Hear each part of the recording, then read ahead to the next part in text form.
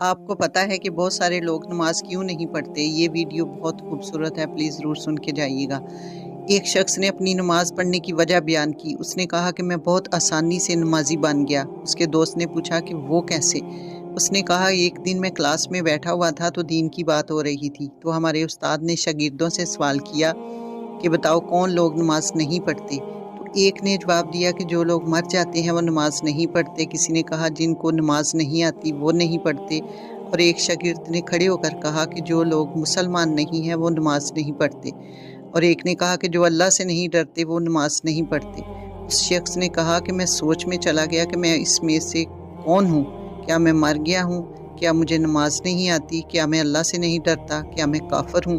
نہیں، میں تو ان میں سے کوئی بھی نہیں ہوں، تو پھر میں نماز کیوں نہیں پڑھتا؟ وہ شخص اپنے آپ سے سوال کرنے لگا کہ اگر میری قبر میں پہلی رات مجھ سے سوال کیا گیا کہ تم زندہ تھے، تمہیں نماز بھی آتی تھی، تم اللہ سے بھی ڈرتے تھے، تو پھر بتاؤ تم نماز کیوں نہیں پڑھتے تھے؟